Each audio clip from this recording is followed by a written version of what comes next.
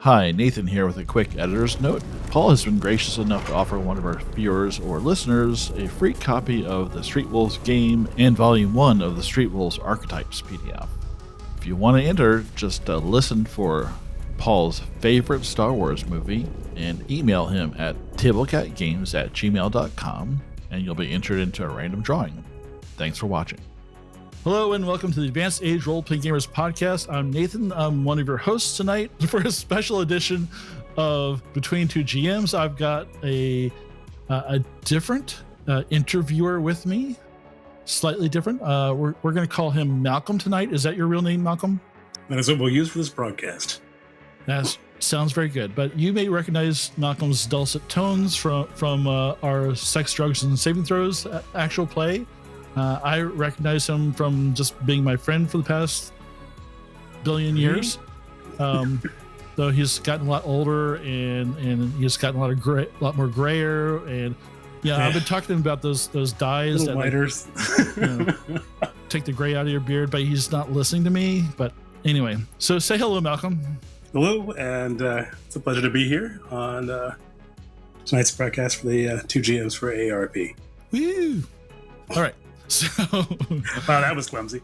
That's fine. We're going to keep that in because I can make fun of you later. But so we've got Paul with us. Paul is the founder, creator of tablecatgames. Hello, nice to meet you guys. Thanks for being on here, Paul. Yes, thank you so much. If you guys aren't aware, I think you've hit silver on downloads from Drive-Thru RPG for Street Wolves. Yeah, silver on drive-through, and then with my other sales combined, I'm up to 200 some, so doing pretty good so far. But yeah, just on drive-through, we just hit silver this last week, and then I'm getting close to 1,000 downloads of the Jumpstart overall. Oh. So I'll probably be plugging that so we can hit that 1,000 soon too. Well, I'm sure I'll put links for the Jumpstart and for your itch and your drive-through links for Street Wolves. But if for those of you who aren't aware of Street Wolves, it is a game built for the Savage Worlds. Was it called the is it Explorers Edition, Adventure Edition? Adventure Edition. Yeah. They don't make that easy. I was like, why don't they just second, third, fourth? That's easy. When I first got into it, I had to figure it out too. It's SWADE is what it's called, generally, and that's the latest version that you want. Yeah. I've been following you on Twitter for a while, and we've chatted back and forth, and you seem like a halfway decent guy. So I thought I'd have you on, and I was kind of drawn to the whole Street Wolves vibe because that's kind of it seems to be representing the era that I grew up. That was was pretty traumatizing and awful for me, but also very, very interesting. So it's got a lot of draw for me, and I think maybe some other folks who listen to our show or watch our show, it might bring in some good what's the word? Vibes. Nostalgia vibes. Yeah. So why don't you let's start off with, you've got a lot of stuff going on right now. We were talking a little bit about that before. Why don't we just start off with Street Wolves and give us the rundown on what that setting is and all of that. So Street Wolves is a neo-noir action adventure, synthwave inspired setting for Savage Worlds. So basically it breaks down, I like to say that it's rad but moody. So it takes place in 87, a slightly altered 1987 from the real one, but it's still pretty grounded in reality. There's secrets and evil lurking under the surface. It's very synthwave influenced, meaning not just the art that I don't know if anybody's familiar with synthwave who's listening right now, but look it up. It's awesome. But the art's usually like a person standing next to their car at night, and there's all this neon, and there's like color saturations and that sort of stuff. And there's a certain kind of aesthetic to it, and then there's also this feeling of that the world is clean and shiny and tech offers a hope for a better world, but there's these secrets that lurk under the surface with strangers and mysteries and discoveries and stuff. I like to think of it so some people think of they see Street Wolves and they think that it's cyberpunk, but it's not. It's almost a proto cyberpunk. So technology hasn't gone crazy yet. We're not living in that dystopia just yet, but it could be just over the horizon, right? Like we're Okay. in the past and things look good, but really they aren't under the surface. So When you look at like the shows from that era, like the Miami Vice and stuff like that, there's a lot of the fashion and looking cool, but there's a lot of griminess for you've got the like in those shows, there's a lot of like drugs and prostitution and stuff like that. Yeah, some of the stuff that was just like was really taboo then is maybe more I mainstream now. I Mainstream would or say, but I think one thing it's about that time is that we were still very good propaganda wise, as far as just the media and so forth, is being able to sort of like cover up what was really happening in certain situations, yeah. as far as our pop culture was concerned. I mean, yeah, I'll be honest, Paul. That was my impression when looking at Street Wolves and viewing it. A lot of it, to me, comes through a lens of the '80s sort of pop culture is how we want the world to be. And yet we still had to recognize, even in our pop culture, that it was going to be this sort of grimy. Yes, not everyone lived like heart to heart, or was or had the glitz and glamour. I mean, there was no police department in the world that I knew of at that time ever had the budget that in Miami Vice would to be able to buy those cars for their officers to be working undercover without the use of being funneling money and so forth. And the thing is, the great thing about, and Street Wolves, of course, is also taps that whole entire feeling. Well, it was tapped in by a lot of shows back then. It was like, these are a special team that's going to do this kind of thing and do this for you by who. And I love the way you have that sort of set up. And it's kind of like, it does tick a lot of the little nostalgia boxes for me as far as the general side. Yeah. well, I was gonna say that was one reason. Like this was heavily influenced by Miami Vice, and I don't want to talk about Miami Vice the whole time, but I grew up while it was on, and I remember my dad watching it, but I didn't really get into it until a few years ago because I kind of wrote it off as that pop culture joke. Oh, the pastel colors, blah blah blah. But then when you watch it, there are a lot of these dark themes where the heroes don't really win all the time, and Mm. there's these terrible things that happen to them. I gonna give a spoiler for a 40 years old show now. I don't even know how old this is. I want to think about it. So Yeah. check out if you don't want to know the end of the series, but the cops quit at the end because they realized they're not making a difference, right? And that was quite a difference from other things I've watched, where it glorifies, the police doing their job and all this kind of stuff, where it was like they don't quit, they always win at the end, right? And that's one reason why I like Miami Vice is it just had this really dark theme and it had like a really nihilistic ending. That was one of its distinct departures from a lot of media that had been coming out before then, as far as Yeah. how we were presented with, well, police shows and how we were considered with, the vigilante hero shows. They were always, it's like basically they would get the bad guy in the end. There would be some crime that was punished, but in truth, as far as what we're seeing in our real world, nothing was ever changing. It seems, it was either getting worse, or the problem was being ignored, or we were covering it up by something else. So, the Miami Vice show, I remember my parents being very kind of like, they weren't really keen on me watching that show. It was Mm. like too adult at the time, and things were, the It was themes were, pretty adult, yeah. so yeah, as a kid, I didn't watch it. Our older brothers did.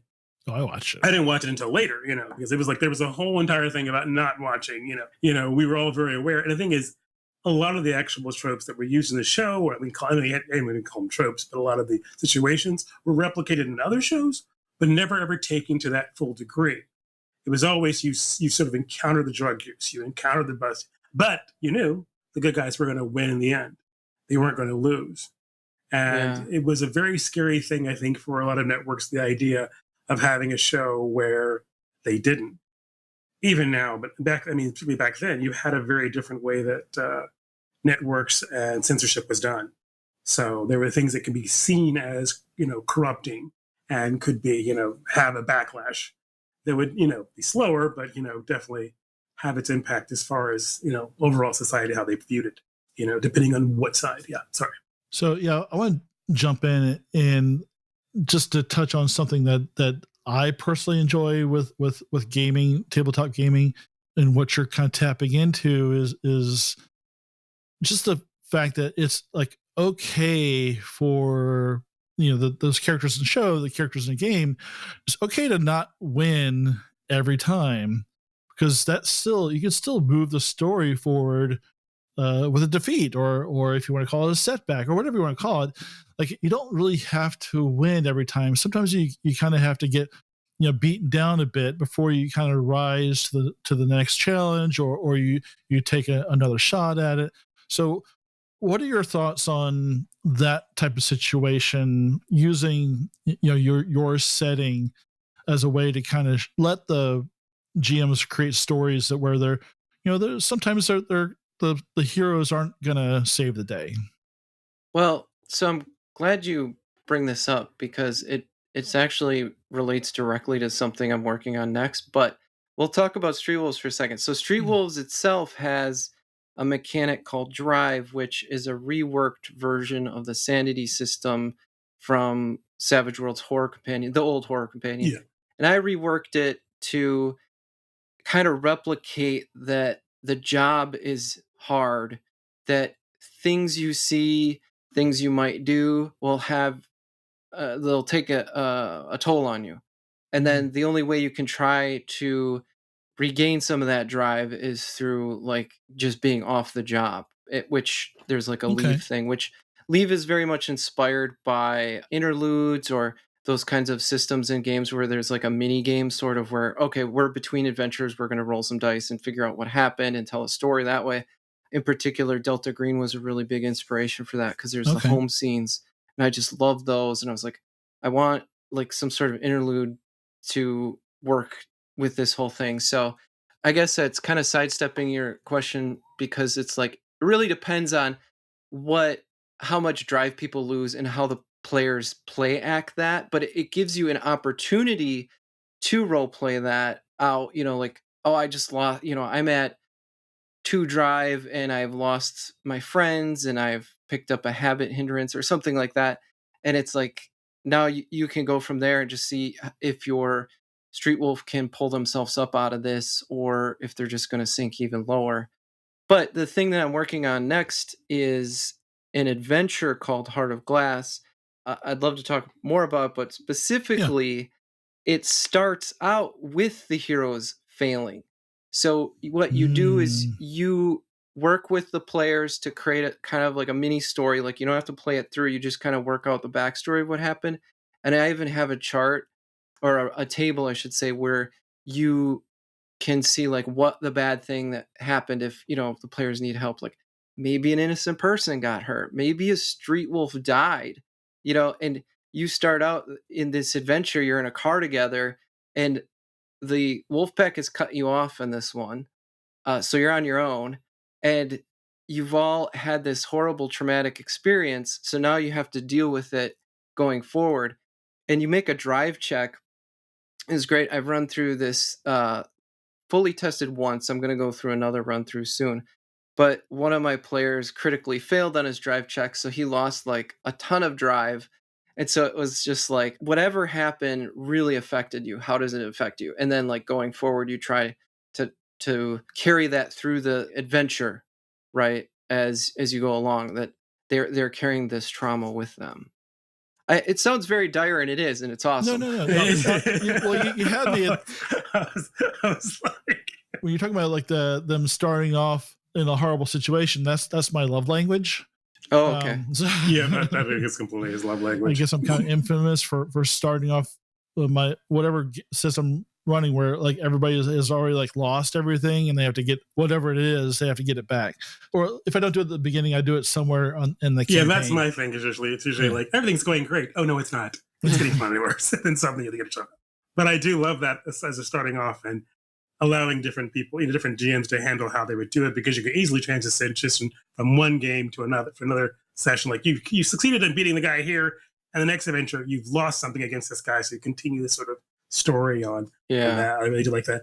So when you're talking about the drive, and there's a lot of mechanics as far as relationships in here as well, and as far as how do they play impact as far as recovering while you're on leave and stuff like that. Do they all have a factor in that, or I just want to make certain I was understanding that, because there you've introduced from the basic Savage World some very specific mechanics for your game world, is how I'm calling it, genre, that really keynote how that genre is sort of received, how it's processed, and how these heroes are able to pull this together. And I just wanted to, if you can go into that as well. So the relationships was kind of this thing again, and I don't want to be accused of ripping off Delta Green, but it was very much inspired by the fact that your heroes have connections right outside of the job, and you watch, like, again, Miami Vice, and Crockett has his ex-wife, right, and his son, which they kind of write off a little bit, but he's got connections, right? And then Tubbs has got problems with, like, his ex comes back and all this stuff, and it's like, I want that in my games. And so in order to encourage that, not every player is going to do this, but you say, okay, well, give me at least X amount of relationships, and you can have fun with it, right? Like, oh, this is my ex-girlfriend, this is my estranged brother, that sort of thing. And then a GM can bring those characters in the story if they want. So this really isn't a mechanical thing. It's more of a RP or story thing. But then the mechanics of it are, you can lose points with those people, and then you could try to role play like what that looks like, right? Like, if you reach 1 or 0 points, that relationship's essentially broken now. And like on your leave, that's where it ties in of, well, you can choose all these activities. Well, I'm going to choose to try to make amends with my sister, right? And then, you make a roll, you tell a little story, and you try to, increase that value. So it's not like there's a penalty if you don't have that many relationships, but I try to encourage my players, like, let's show how this works, or what does this look like when your brother doesn't want to talk to you anymore, that sort of thing. Well, the relationship mechanic sort of replace how contacts and enemies in Savage World sort of function as well. Oh, not really.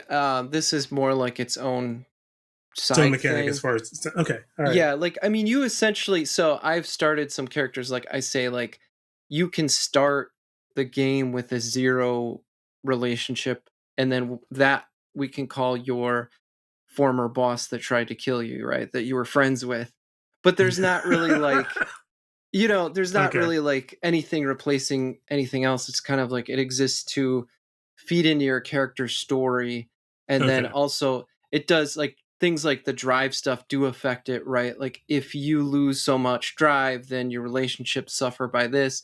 Making new relationships and making amends is way harder to do when you have no drive. Like, if you're, like, one of the examples of a low drive operative I have is, you get into the mind of a serial killer and you're completely obsessed with finding out who that is.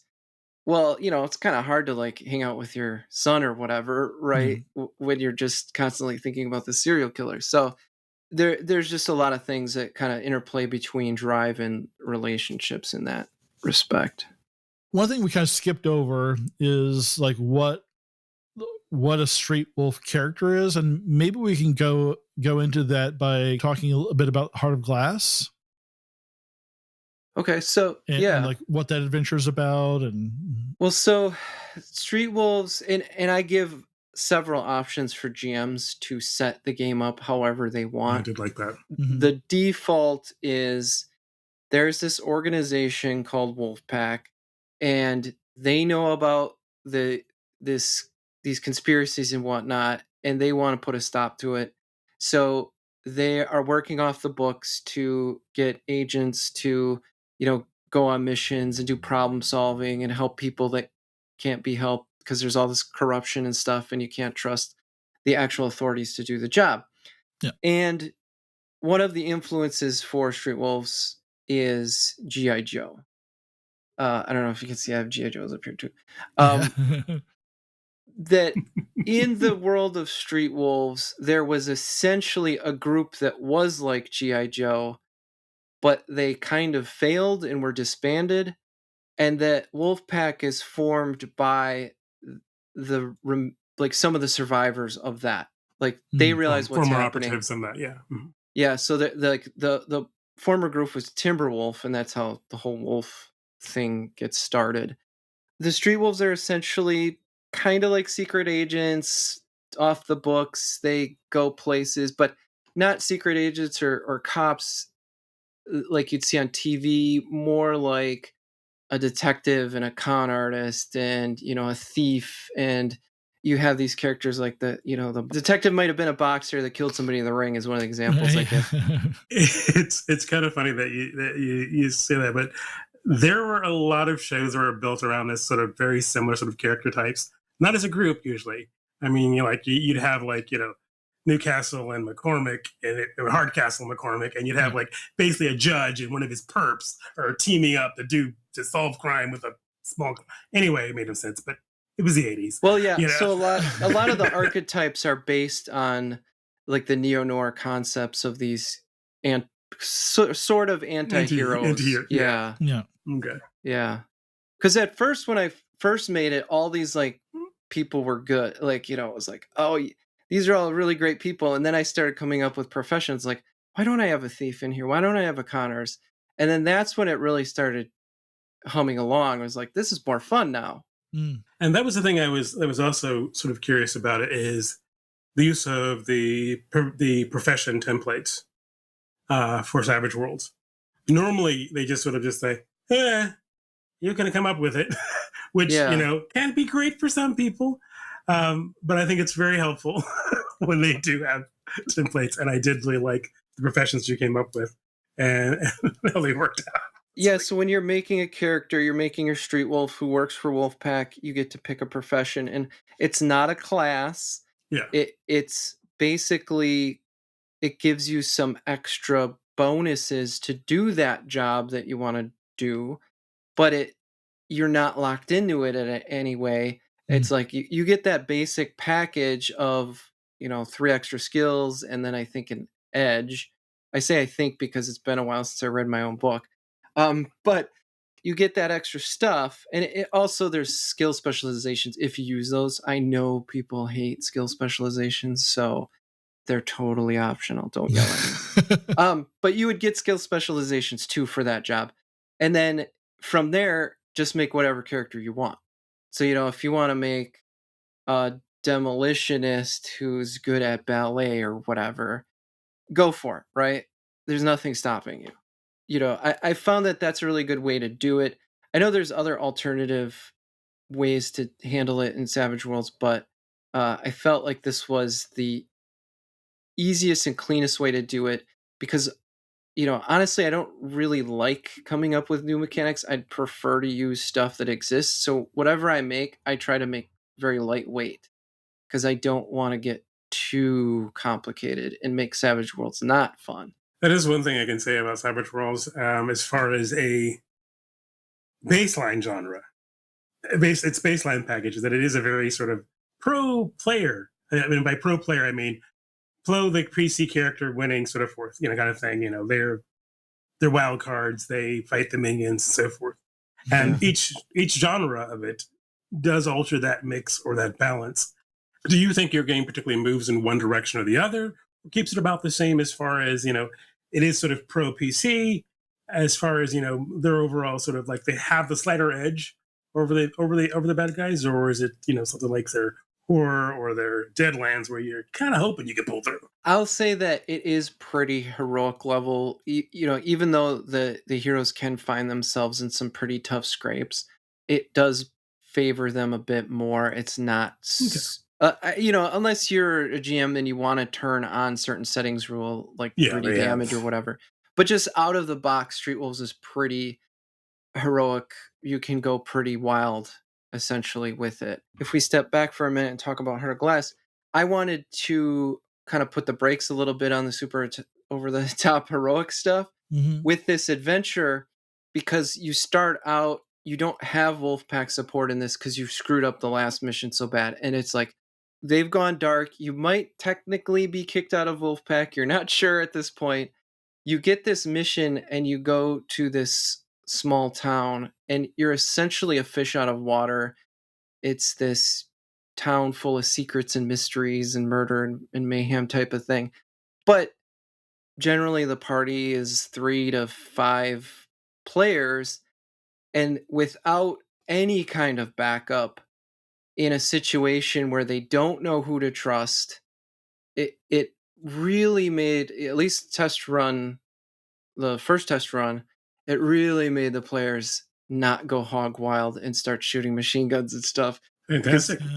They really had to figure out like what was going on in this place, and they knew that there was some sort of conspiracy. I keep saying conspiracy. I'm not a conspiracy nut or anything like that, but there's powerful people that are doing bad things, but you don't know quite who is involved, kind of a situation. So you can't just go and do that, and Don't know who to trust. yeah, some of them are authorities. So, I don't really want to spoil too much, but that early in the adventure, the players get pulled over by a cop and could potentially be bad. So it's just like, they know right away that it's like, okay, let's try to be really careful here. That's hard to do sometimes because like murder hobos want to murder hobo. So it's anything you can do to kind of like at least make them a little trigger.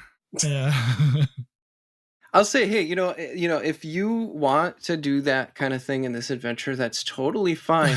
But that following this adventure, yeah, like you're probably going to be like hunted by Wolfpack at that point, because you are, off the rails, and not rails is like railroading the game, because this is a sandbox adventure kind of. It's more like, you're going to be a burned agent at that point, right? Consequences are important in my games. So yeah, I said Delta Green before. I love Delta Green. It's one of my favorite RPGs to play because the consequences are so huge in that. Because you don't have to worry just about the Cthulhu stuff or whatever. You have to worry about the FBI realizing that you're not actually a real FBI agent either. Suddenly you're on the news. And I actually had stuff like that happen. I have another adventure I was working on that it is like a future one, where there's this cult that's in Street Wolves, and I don't have it as like cult in robes. It's like a real cult that's dangerous. I'm not going to name any cults so you don't get sued. We can just go with Jim Jones. I mean, they're pretty much done. Well, like, yeah, this one is pretty savvy with the media and keeping tabs on people and recording them and bothering. And so I ended up with players that did bad things, and then they turned on the news one day, and then there was like an advertisement from the cult, under a front organization saying, have you seen these people? They did these bad things. Call this number, right? Like Crime Stoppers. Exactly. It was something like that, where it was like Crime Stoppers org or something, Yeah. Okay. Oh, man. So we talked about some of your TTRPG and like the TV influences for this, and I want to get onto some of your other stuff pretty soon, but are there other media influences that you use for this system? It was a lot of I watched as much 80s stuff that was neo-noir as possible, so and I'm blanking on a couple of movies and stuff, but it was really leaning into that Miami Vice kind of darkness in LA reigns. Alphabet City. That's what it was. Yes. Yep. Alphabet City. Yeah. So, Alphabet City. So what was Alphabet City about? I don't think I remember that one. It's about a drug dealer, essentially, that his boss is unhappy with him and decides to eliminate him. But that's the plot, basically. He goes from place to place, and he encounters people, and it's real gritty, and every shot is very rain-soaked night Yeah. lights. It's totally a vibe movie. It's got a really ridiculous ending. I don't want to really ruin it. Don't ruin it. I still get to But see it. You know, I just saw the preview and I was like, this is yeah, the ridiculously guy fun. from Police Academy that does all the voices is in it. Oh yeah. He's Michael a minor. Winslow or something. Yeah, he's in it. It's great. But it's not a perfect movie, but it was just when I saw it, I just thought these are the vibes of this game. And unfortunately, not a lot of people have watched the movie, so I can't go, oh, it's just like Alphabet City, because they're not going to know. So Malcolm, you had something you want to? Yeah, my question, my first question is kind of like, you've watched a particular type of genre within the 80s that you've watched for inspiration. And the question that I was like, was there someone you ever consulted with who lived from that time period, or who? It's just a general question. Like, what are your sources that are not beyond media? I'm reading this. I read it, and I'm like, well, it is an alternate. That's something I should point out. It is an alternate timeline, 80s timeline, which from when I love the idea that it's alternate, and I love the alterations because it's a lot of fun as far as everything. But it still happens during the Cold War. We still are dealing with the USSR. We're still dealing with a lot of the situations that we dealt with that shaped our lives as far as how we viewed the world and how things. Now, I'm going to say, despite the grittiness that is in, Street Wolves, I do find it, once again, like many of the shows I watched, a pleasant departure from the lives from our real truly day lives. Yeah. I mean, we really don't want to get the existential dread of knowing that, at any point in time, someone could mess up and we're going to be just nuked out of stone, And even here in America, we felt that way. Nothing compared to people living in Europe, But it was just like, there's a lot of things that aren't carried over, which I'm kind of glad. And you even have a whole entire. You also talk about, if you wish to bring these sort of elements into the game, it's your choice, but it wasn't a part of the mechanics that we built in it necessarily. And that, believe me, that's, I think, perfectly fine to have a sort of disclaimer saying, if you want to bring this craziness in there, all this ugliness, you're free to do that. But in truth, as far as what the fun you want to have with the scenario, with the game, I didn't think it's necessary. But I just want to know who you brought in, if you talked to someone about it. Nobody. No. Okay. Mostly, it's just. And did you think it was necessary? That's the thing. No, I mean, at the time, I was alive and I was cognizant of things going on, but also, like, I've always been obsessed with the time period I grew up on. So, like, I would read a lot of history and, like, learn a lot about things going on and that sort of thing. And it was just one of those things when I started making it. I've said this before too with Street Wolves, is I try to come at it from an angle like the makers of Star Wars Rogue One came, and I know we're talking about real life, but the way the makers of Rogue One came to making their Star Wars is they wanted to make the Star Wars that they remembered and not the actual Star Wars. So what I was trying to do was make the 80s that people remember, but not the actual 80s. And so, I mean, there's a lot of things that we can dig into with social things that happened and all that sort of stuff. But, at least for the general setting, I was mostly kind of keeping it high level and putting in a lot of the choices I made with, say, enemy factions and stuff was more like, what would be an interesting enemy? And the Cold War was kind of winding down by the late 80s and early, 90s. It was going away. Yeah. But it was like, you know what? We're going to keep the Soviets strong. And then that way, and then also, I think I talk about it a little bit in the book, and I'm probably going to go to this more in the future, is like, the US isn't so great either. You do talk about that. Yeah, I do mention that they back certain people who are anti-Soviet, right? And so, that kind of comes from like history that, I've just learned, but also, honestly, Miami Vice, that show goes into, there's people they can't touch because they're protected by the CIA or some other government agency. And so that's the kind of thing I wanted to bring in the game. I'm yeah, I don't know. Is that if that's insensitive or anything? No, it's just like I think keeping it. I mean, the decision. I was just decision to keep it at a higher level. I thought was probably best for I a think the better way overall you put appeal. it was beautiful. Like you want to make the game that was the 80s that people remember. Yeah. Really, that should be like on the inside cover of the book, because that's well, and also though the problem with that is because I'm doing the 80s that people may remember that's serious and has issues. If I say, oh, this game's set in the 80s, I also do get, oh, it's just like the 18 or Knight Rider. And it's like, no, it's not. I mean, it might have some of those elements, but there was a lot of serious art and culture and things that came out of that time period that aren't. That's a terrible fashion. Yeah, good fashion. No, but there's a lot of things that aren't inherently silly, right? Yeah. That we can also dig into. So, yeah, I never really thought about that going in, was that there would be that issue of like, oh, I want it to be like Transformers or whatever. And it's like, I mean, it has some goofy elements, obviously, but I didn't want to dig into the really over the top stuff. I'll be honest. I did run a game in Savage Worlds, which was all about the '80s over the top stuff called the Challengers. Which I was like, I love that, but I like this. I love this too. My next question was like, I'm sorry.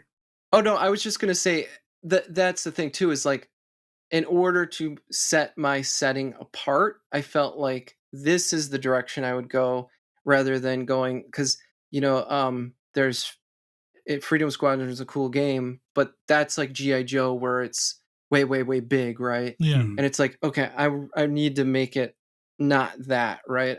I'm trying to find something that wasn't published yet. Oh, people haven't taken this slice there is yet. a G.I. Joe game now, I think, right? No, but there wasn't at the time, because yeah, the Secret History of Street Wolves it actually began years ago as a G.I. Joe game that was the serial numbers filed off, and then it died. And then I revived it as a different game. So how long have you actually been working on Street Wolves? Well, I had this other game that I basically wrote a book for years ago, and then it just died. Mm-hmm. And then the pandemic happened, and that's when I got way back to it. So it took a couple years to actually get the book out. Yeah.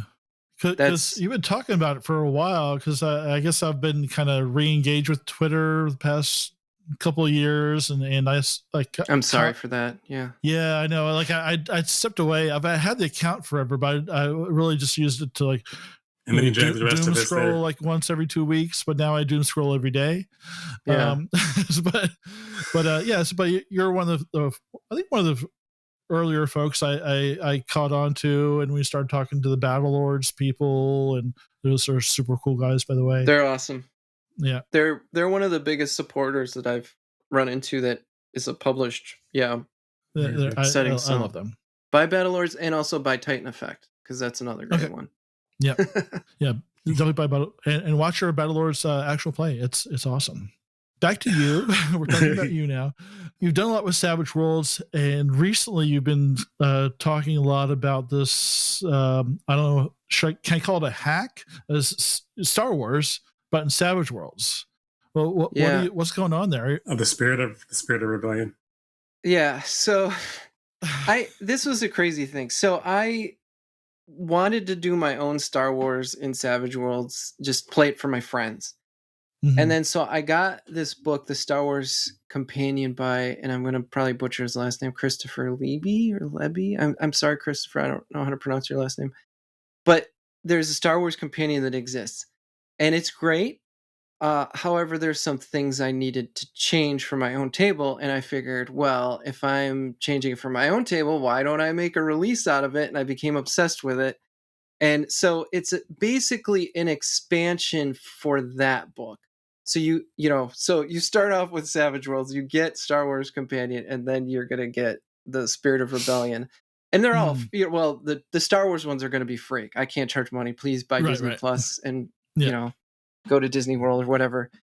They're going to send you like the Pinkertons with mouse ears after you. Exactly. So yeah, mine's all free. It's fan made. It's for fans by fans. And it's basically focusing on the original Star Wars trilogy, Andor, Mandalorian, and Rebels, like that kind of like I call it the dark times to the early New Republic kind of Mm. slice of about 30 years.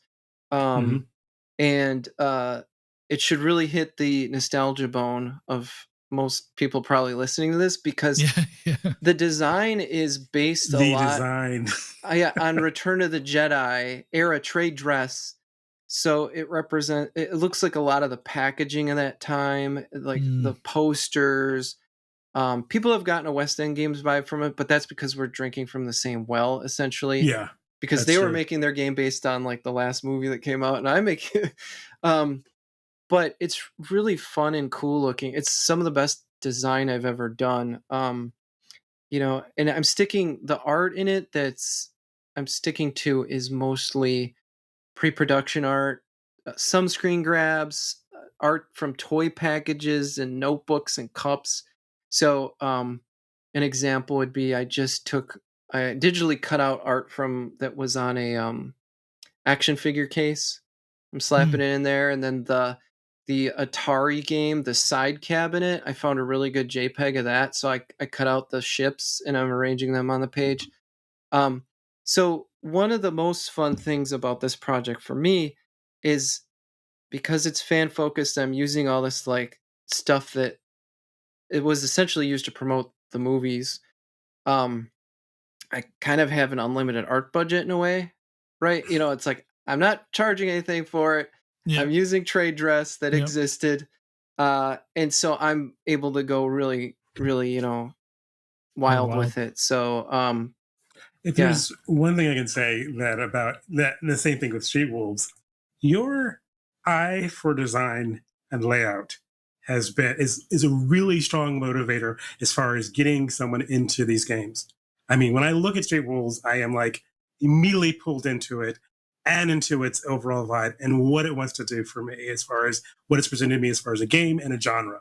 And I Yeah. love that. I Well, love thank looking at Mike it you. is and our like artist too. I love So people. I love looking at it and people saying, like, I know what this game is going to, I know I want to be in this game. I'm just looking at it, and there's a lot of companies that are only now, it seems, discovering how much work they need to do to truly transform you looking at their game and enjoying it and becoming a part of it. I mean, Free League is really getting a good job as far as that. But I mean, I look at your game and I'm like, this is the quality we should be getting. And, I need everyone you should, to yeah, tell call them. these companies. It's like, you need to get this and do this guy and get him her. I mean, because I really loved Street Wolves. you know, And when I saw just a little bit of the few parts I've seen of the Spirit of the Rebellion, I'm like, I just like, this reminds me of the old Star Wars packaging games and so forth. And when you said that, I was like, that's exactly what it was. And yeah, Western games, and you were pulling from the same well, so I get that same sort of good feeling about it. yeah, And and I'm ready to dive in. because I did look through the books to see if there was any layout that I wanted to rip off. I mean, you're creatively rip off because Yeah. that's what graphic That's what we designers do. do. There wasn't like it was a lot of real old school stuff. There wasn't really stuff that I wanted to pull. There was a few ideas I got from one of the books back here, but overall it was like I was mostly the spirit of those books was getting them. I didn't even play Star Wars when I was a kid, but that was the only Star Wars stuff really coming out regularly. Well, I didn't have anybody to play with. That's a whole nother story. But I would get the books and I'd pour over them. Like I would look through them and they had those fake ads in them, for Yeah. planets and stuff. Love And that. it was just this experience on its own, separate from playing the game. That's one thing that I like to do with my layout is like I want you to have an experience looking at it. You don't even have to, play it. It would be great if people played the games, but I also want you to have fun looking at it and looking at all the cool art and all this stuff. And I'm glad you brought that up too, because at some point, hopefully this year, I'm going to do a Street Wolves Kickstarter to get a print version. And I'd actually like to go back to the Street Wolves layout and update it from things I've learned recently. Oh, okay. Yeah. Because I feel like I did a really good job, but then there's things that, any artist is like, ugh, my old Yeah, I could do this. I could just do this again. It's like horrible. And everybody else is like, this is fantastic. Like, no. Yeah, no. Wait. It's yeah. Yeah, like the stuff that Malcolm did in college, where like like drooling and dying over it, and he was like, oh, that was garbage. It sucks. Yeah. So yeah, definitely, because also I wanted to right now I made Street Wolves is 8 by whatever the big size, and I want to, if I print it, I want to make it sit nice with all the other Savage Worlds books. So I'm gonna have to shrink it down. So I have to redo the layout anyway. They're kind of small. They're little. They're little guys. I think they're I can't remember what they're called. They're like magazine size or something like that. Like magazine size or something is what these are. So I that might not be popular with some people because they like the bigger book, but for me it's like I want, I have that thing where it's like I want them to look all nice together. Yeah. I think I think it's actually, I'll be honest, as far as like just that regard, as far as like, yeah, you're right, the sizing with Savage Worlds, it seems to work better when it's all the same size as the regular books. For me, it just aesthetically is. It seems like it's a part of that universe and part of that. Sort of I definitely like the smaller stuff. It's just. I have bad eyes. I want huge things, but yeah, I love Savage Worlds.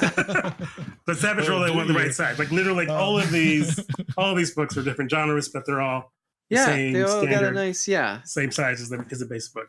So. Street Wolves is going to seem fake if it's like this, and then big. Yeah, right? It's like that's not even. It's like they weren't even paying attention. Oh, what are they doing? Oh, amateurs. But I will look really. I'm really excited about that, about the Kickstarter when you guys do that, because I am like, if I can get a physical book, I will be happy. I'm happy with the PDFs, but getting a physical book eventually would be great if you go that way. Go that path. I like to have this wall here of games that I might play before I'm dead.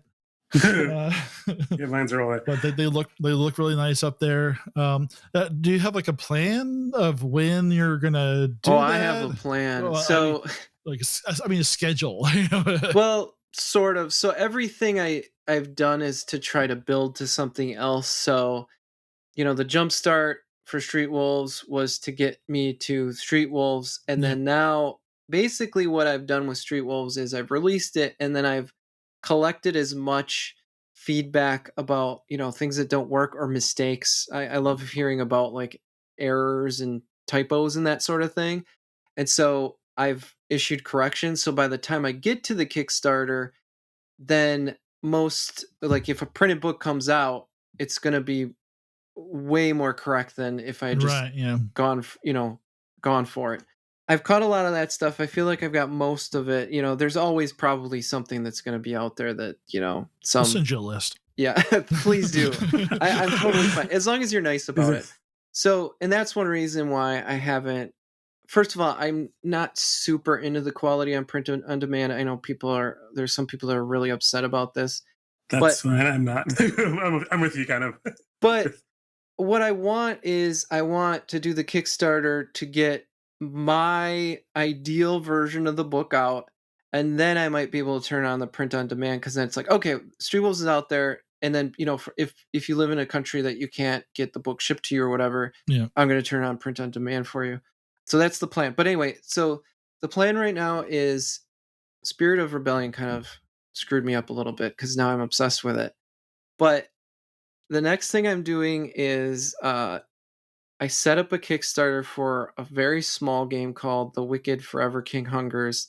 And it's a dark fantasy RPG that's based on lasers and feelings. And I expanded a little bit because I have I have like a doom counter, essentially, that when you screw up, you get closer to failure type of a thing. So it's like a stressful situation. And the art's all that kind of old-timey black and white kind of stuff. Like, the medieval type of medieval block print stuff. Yeah. And so, it ends up being about 4 pages right now, but it could have some more content depending on how well the Kickstarter does. The Kickstarter is really small. It's basically just initially to pay for a proofreader, and then after that, an artist who will make a image of the Wicked Forever King himself, and then also for my time to do more layout work. So those are kind of like the tiers, and then there's going to be like little extras, like a letter from the king, or you could become a member of the royal court kind of stuff. But it's all digital, and it's all exists because I wanted to make this game and I think it's fun, but also to give me a experience in how to run a Kickstarter before I do the big one. So once I get that out of the way, then I'll be able to fulfill that pretty quickly because the game is mostly written and done, except for any additional stuff. And then a few months down the road, who knows? I don't know if I'm gonna try to do Heart of Glass out first or the Street Wolves Kickstarter. One thing I hadn't mentioned about Heart of Glass that people might get excited for is there's actually an audio component to it where the Street Wolves are going to be picking up cassette tapes as clues, and the clues I'm going to include actual audio files portions, and they're going to be recorded by Megan Caves of Gone Rogue Entertainment, who's doing Harbingers and former Wildcards member. Cool. So I'm very excited to work with her to do the audio stuff. Maybe someday we'll release an actual cassette tape that has the information on it. Who knows? I was like, and there's 4 of us that can play it. But okay. I've looked into it. You can get tapes made, and it's not that expensive. So we'll see. But so because of that extra production quality, I don't know if I could knock that out before. You know what I mean? It's just kind of fluid between that and the Kickstarter. So we'll see. What's going to be on these tapes? Are these going to be like tapes of crimes happening, that kind of thing, or like? Well, I don't want to spoil too much. I'm just like literally. You just asked him, "Can you spoil the entire product?" I would love to hear. I'm just trying to think, like as like an audio guy who's like working on sound design stuff, this is like relevant to my interests. It's like, so what if I just make something up for you then? Like answering machine tapes. Make it up. I want to hear what your answer is. So there is like, they're going to be like, possibly like recordings of particular like audio surveillance, and then maybe some sort of phone call you picked up here, or maybe even a sound bite of some particular famous person saying something or singing something, you don't know, or just traffic, or just basically maybe one will be a crime scene situation that you hear. The actual I love your answer more, and I'm going to change the entire adventure now. And you got to figure out what order, where they came from, and everything else. Yeah.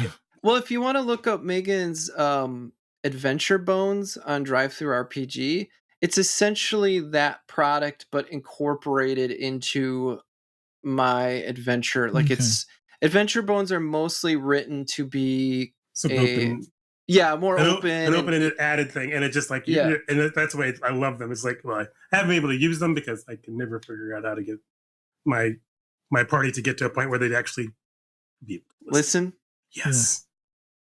So is it kind of like the legends that they use in Forbidden Lands? Is that kind of thing where you have like all these just like random legends that you can kind of? Oh, that her thing says his. I think as far as for Heart of Glass, there will be components of the adventure that will be carried over by audio. Yeah, I got you. Yeah, I'm interested now. No.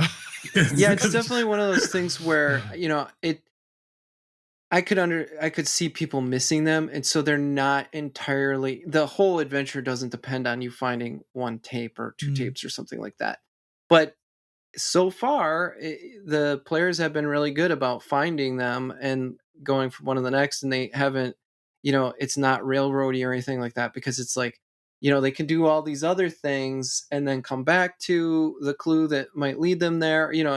It's kind of like there's a branching web where certain nodes you hit, right, you can get them on those nodes to be like, oh, this is where the tape is, this is what's on it. So that sounds fun. There's a lot of different ways you can do that. I mean, I guess it'd be a little bit tougher for like an online game, but there's ways around that.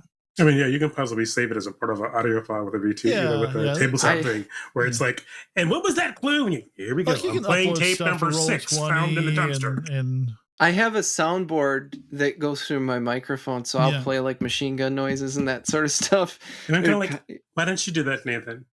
Because I have to customize each machine gun to the actual scene that's in. I don't use the same machine gun sound twice. Boy. Yeah, he's that. And I love that. It's like the machine gun fires far away, and then you're getting closer, and the guy in the shooter is coming somewhere closer. Yeah, and you're still like, he does that, all that kind of crap. I Creatures, monsters, close, medium, and far, and like, what kind of room is it? Is it inside? Is it outside? We have the most overworked podcast. That is intense. For the ridiculous people we are playing this game. So adding these very interesting components as far as to Heart of Glass, I think will be a great thing, and I think I really am looking forward to it. That's one thing I love when you're having a game or adventure or module, whatever provided, and that there are things beyond just the flat page. Yeah. And considering your design taste, I am just like, yay! I do want to get a mug. I do want a poster. I still want a map of a city or two, but that's me. Yeah. Well, and I like handouts. Like going back to Delta Green, they have all these kinds of handouts, and then players will make up the most amazing looking handouts that look like official documentation and stuff. And there were people that recorded audio stuff. Have you done that too? Yes, I did the dossiers or the photos. Draw stuff for my games because I have zero talent for that. But, and did letters and notes and stuff. But when I was running G.I. Joe, I had like dossiers, and I would make a letter from Duke, and it looked like it said top secret, blah, blah, blah. And then I like had like a signature on it, and then like photos clipped to it and stuff. Yeah, I love that kind of stuff. They're suddenly become engaged more with that. If you think about like the games we grew up with, like with D&D and Star Frontiers, like all the modules for those had like tons of handouts. Like half the module was handouts. And one thing I can say that I really look forward to, and I hope that that you would might consider, is a bibliography of a videography of like, just so people when they get that book they'll have an idea of like, these are some movies, these are some songs, these are some shows. Did you have that in there? I didn't know if you had that in there. No. Oh, I have that in there. Okay, yeah. Yeah, so I have some suggestions like that at the end of the book. So I have like, some synthwave songs to listen to, some synthwave albums, and then pop songs to listen to. And then like, you don't have to do any of this stuff. Like if you've watched Stranger Things, you don't have to know about the 80s to enjoy Stranger Things. But there's that extra level of like, if I'm a GM and I want to run this game, like what is synthwave, right? So then, I might want to explore it a little bit more. I have a thing about montages in Street Wolves. So it's just basically a real loose way to run a montage, which is basically like a round robin storytelling method where it's like you just go from person to person. Like, what are you doing in the montage? And you go back. And I have suggestions for songs to play during the montages. Like, if you're doing a shopping montage, here's 6 songs. If you're doing getting ready for battle, here's 6 songs. And I was a little nervous about actually including the names. You know what I mean? You don't know like copyrights and stuff. But I wasn't actually doing any lyrics or anything. I was saying go out and listen to this song, right? So I think we're okay with that. But yeah, I think you could use that as like reference stuff because a lot, like all of the books we have, like all the like Dungeon Master's Guide and stuff, like they always have, and like, every GURPS book has a huge we'll do that. We'll literally have a whole entire video filmology and music video, and everything else. So I think it's fine as you're listing as sightings as examples of the genre or something, or sources, as opposed to having it inside the copy. You could actually make like a little QR code with the Spotify playlist of the songs. Oh, you should. Well, I have. There is a Street Wolves soundtrack. If you look on Spotify, there is a Street Wolves official playlist, and it's got. So basically, the way I organize it is I have a kickoff song, essentially, like you play it to everyone gets ready to play, and then I have a bunch of songs to play while your characters are doing a mission. So they generally don't have lyrics because I get distracted by lyrics and songs. Yeah. And then at the end, there's like all kinds of pop songs from almost every genre. Maybe there's only 3 or 4 from each genre from that time, but kind of representing those musical cues and stuff that you might want to hook into, like, like I said, the montage of shopping or something there, you might want, Girls Just Want to Have Fun. So you just scroll down their search and there's Girls Just Want to Have Fun. Right. So that's awesome. I'll link that too in the comments. So Okay, look for that. It needs more likes. There's only a few on it right now. So all right. Well, we have our mission. Go like some Spotify. You know what's actually funny is I have about 12 Star Wars role-playing game Spotify playlists out there, and one of them has over 200 likes, which is kind of cool. But it's like space battles, and I was just using it to we were playing X-Wing online the other day, and we were listening to that. So there's all kinds of cool stuff I'm making. It's just some of it's free. Yeah, let's run them down. So Street Wolves is out on Drive-Thru and Itch. You're gonna have and the jump starts out there too. Jump starts out there for too. Free. Yes, yeah, free stuff is always good. Dip your toes in before you pull the trigger. First Kickstarter you're doing the what's that called again? Yeah, Wicked Forever King Hungers, which is I also have archetypes. That is really cool. I mean, I'm sorry. It's cool. It was hard for me, my old brain, to remember. I was partially inspired by a story I heard about, and now I don't even remember most of the story, but it was something about an old pope that drank the blood of young people or something, and I was like, that's horrific. And then I was like, well, maybe, whoa. But I was like, what if there was this eternal king that he would wake up and get super hungry? And there's actually a table of like what he hungers for. That's kind of funny, but that's good. I have Archetypes Volume 1 for Street Wolves, which is just pre-gen characters if you want them. There's one for each profession at all ranks, so all levels. And then it does come with the VTT tokens that you can use for them. All the art is done except for the dog that I have in there, because there's a dog partner that Daryl the dog. All the art except for Daryl is done by my buddy Mike Todd, who has a stake in that. So please buy it so Todd can buy himself some coffee or something. Okay. So that's what's out now is Archetypes, Street Wolves, and then the Jumpstart, and then Wicked Forever King is going to come soon. Star Wars is, I'm hoping, coming out soon just so I can get it off my plate. So maybe in the next few months. And then I'm testing Heart of Glass again, and that's probably going to take a month to test just because it's going to be the last run through was four 3-hour sessions about. So it's a pretty meaty adventure. So but if we can only meet once a week, it's going to take at least a month to test it one more time. And I'd like to maybe have somebody else test it too. And then potentially the Kickstarter, cross my fingers, maybe this year. So it'd be awesome. I mean, whenever you're ready. I know it's one of those things where you have to kind of build it up and get people ready to pull the trigger on day one. So just keep an eye out for that, and they can sign up for a mailing list, right? On your So if you go to tablecatgames.com, that's basically the hub for everything right now. So you could get to Itch or Drive-Thru from there.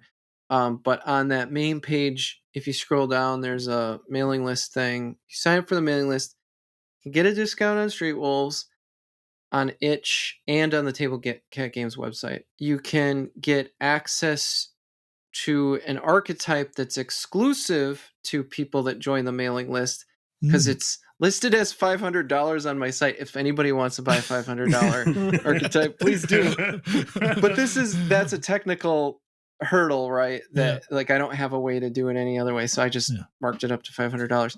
But you get a coupon that's 100% off. Right. And that character is Bubbles, who appears in a Street Wolves AP played by Cassie Mothwin. The AP was done by Crossroads Games, Carrie Smith, and everything. So it's kind of like they're great. A merging of a couple people. So you get a free thing and then a discount if you join the mailing list, and barely any emails. I haven't sent one out in months.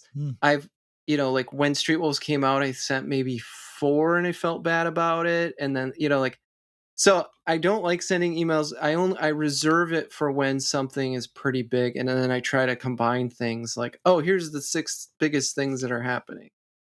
So sign up and don't get for a while. You don't spam spam at all. Yeah. Okay, good.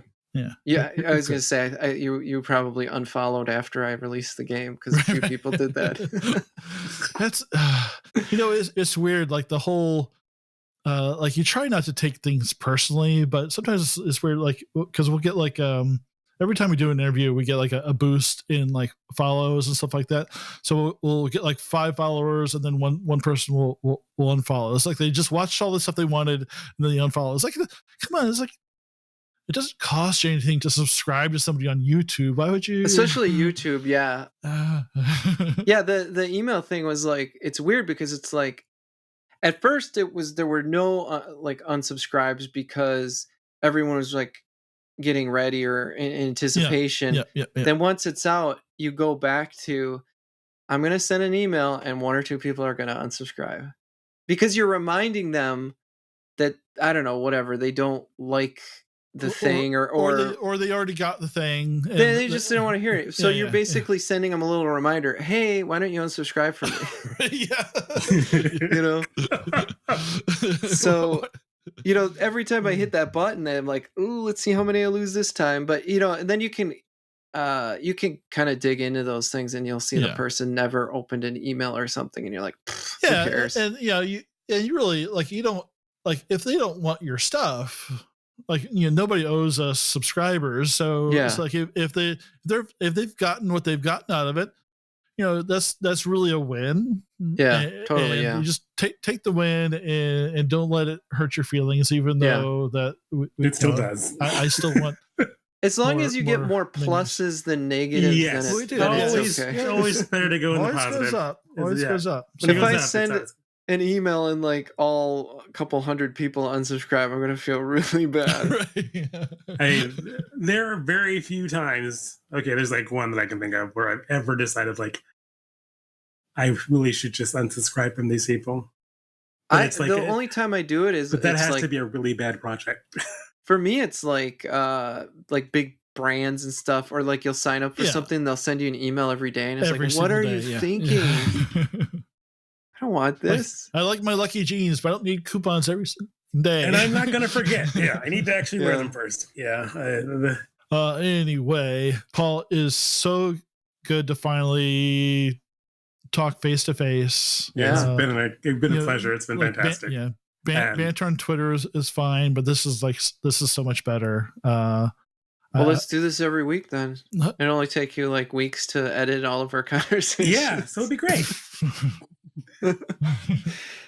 Anyway, so this is fun, but definitely when you're ready to do a Kickstarter, maybe we'll do like a little we could do a short little snippet if you want to talk about any of those. You're welcome to come back anytime if we haven't scared you off. No, that's great. I like it. And if you cut this out if you're not going to do it, if you want to give away a copy of Street Wolves and the Archetypes document to one of your listeners, I can give you a code for that too, or I'll give them a code if you just have them message me if you have that mechanism set up. Yeah, I think we could probably do like a little announcement and say, listen to the end for Paul's favorite Star Wars movie, which is so by the way, Paul, what's before we cut off, you're killing me here. Sophie's Choice, which is your favorite Star Wars movie? Well, if it's a choice like that, I would pick, so I'm going to give you a tiered answer, but the real answer is Return of the Jedi. Like, Spirit of Rebellion is like essentially Return of the Jedi filled. But you know what? Empire and Rogue One are real neck and neck with that. Okay. And it's not a movie. You didn't say show, but Andor is way up there with me now too. Yeah, those are all good. Yeah. I don't know if you see it over there. No, I see a crappy poster. Yeah, so that's my wife worked at Blockbuster, and when it shut down, she grabbed one of those particle board Empire Strikes Back posters. Oh, nice. Yeah. That I've carried all over the country. So I'm not even going to pull out my beat up Return of the Jedi poster that I've gotten. I mean, you can probably see some of my toys. Oh, God, yeah. I was like, oh, I love that set. Yeah. But the thing is, I was curious what your favorite Star Wars movie was going to be. Yeah, I think it's, it kind of goes back to, I've had them kind of pass another in different periods of my life where it's like, oh, I think I like this one more. But it's always kind of gone back to Return of the Jedi, basically because that's the one I saw in the theater that I remember seeing in the theater. Okay. And, that's all the merchandise and all the promo, like that was all Return of the Jedi, right? So that was the one that got imprinted in my brain. My eyes are really watering right now. I don't know what to do. I'm gonna start crying. I guess I was crying about Return of the Jedi. That's okay. Those tears are fine. And we'll respect it here. And I'll say this Original about Ewok song or new Ewok Oh, I song? like the original. I would say that about Ewoks is I had that period where I was too cool for Ewoks, but no longer. Ewoks are the best. So I mean, they're little cannibals. What's not to like? yeah, exactly. That is true. Paul, again, thanks for coming on. Thank you for great having talking me. to you. I look forward to seeing what you continue to keep creating, and it's amazing that you're able to find time in this crazy world to put something out to help other people have fun. So I admire that. So yeah, thanks again, Malcolm. Any final words before I hit the trap door? Sure. It's going to be pretty much very similar. I just want to say that, we were great. I mean, I'm very happy that you were able to make this a wonderful game that should be hopefully enjoyed by a lot of people. But one thing I can say is that I'm very curious to try out the relationship component in some of my games with my guys and players who play Savage Worlds and see how they like it. I'm also curious to see how that plays into Drive, how the montage, as well as how the leave time all sort of functions in a sort of action investigative game for them. But also, it's like I was very distinct looking at your product and saying, Street Wolves feels and has this great sort of like setup that I really like to explore. And I'm thankful that you were able to like give this to the world and have an amazing design eye for it. Yeah, thank you very much. I appreciate it. Yeah, and I hope that after playing it, you'll understand why us Gen Xers are so cynical and jaded about everything. So yeah, there's that. Any final words there, Paul? I'm not actually crying. I'm having some sort of allergic reaction right now, so just so everyone knows. I really appreciate everyone who plays. Let me know if you have a good time at your table. Just keep in touch. Check my stuff out. Maybe you'll like it, maybe you won't. If you don't like it, don't tell me. Thank you. Okay. Thanks, everybody. Have a good night. Thanks have for a watching. good night, everybody. Thank you so much for listening. Bye.